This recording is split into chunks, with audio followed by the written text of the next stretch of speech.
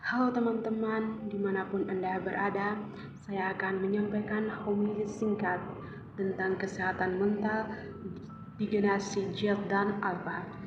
Dalam kutipan bacaan Injil dari Injil Matius bab 11 ayat 28 dengan sapaan, "Marilah kepadaku semua yang letih lesu dan beban berat, aku akan memberi kelegaan kepadamu." Dalam sapaan kata ini, Yesus memberikan peneguhan, memberikan hati yang damai untuk para teman yang mengalami kegelisahan, ketakutan, kesulitan dalam hidup, dan kecemasan dalam setiap pergulatan hidup. Disitulah Yesus hadir meneguhkan langkah hidup kita mengalami kasih dan kesempurnaan dalam hidup kita. Aku akan memberi kelegaan kepadamu. Dalam kata inilah yang Yesus berikan kepada kita ketika kita mengalami kebimbangan dalam hidup. Yesuslah yang menyembuhkan hati kita supaya kita lega mengalami kegembiraan, sukacita, dan ketenangan dalam hidup kita.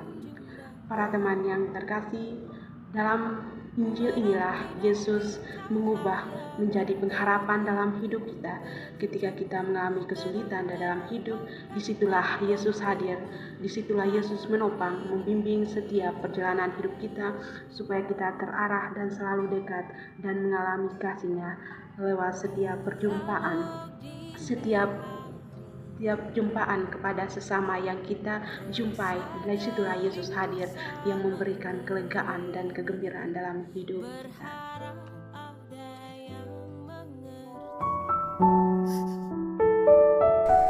Pernahkah kalian terbangun, namun tubuh masih sangat merasa lelah?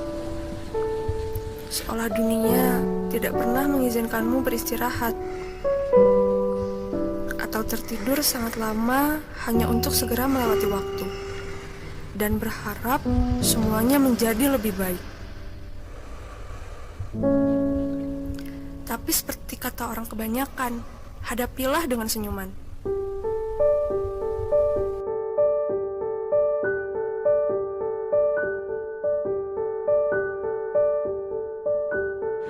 Keluarga kamu gak pernah tentram ya, San? Enggak kok, mereka itu cuma capek aja. Mencoba bertahan dengan merangkai kata-kata motivasi yang terkadang hanya terdengar sebagai kebohongan untuk menjalani keseharian yang sepi. Kenapa kagak dipanggil tuh siapa Wilona itu? Kan dia juga punya tugas di sini. Mereka mungkin dia lagi sibuk.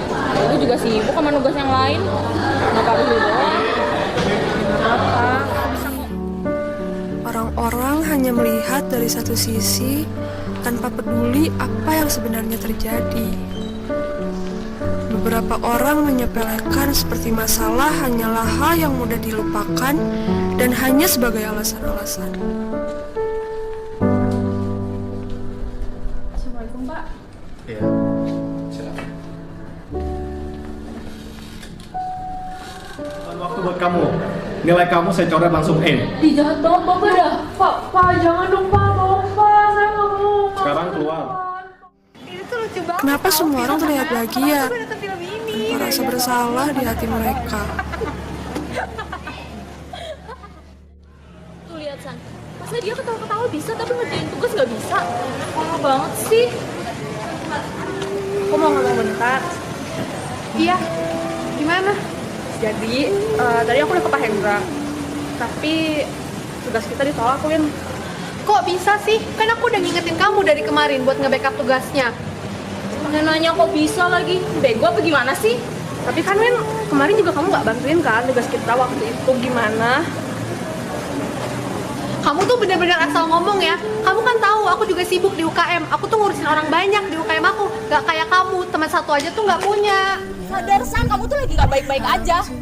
Mereka tuh gak sengaja, pokoknya mereka gak sengaja, Gak sengaja nyiram air, kamu di depan umum, mempermalukan kamu di depan umum. Gak sengaja dan kamu bilang itu mereka teman. Udah, cukup. Aku tahu kamu ingin membantu aku, tapi tolong, sekarang kamu keluar dari kepala aku.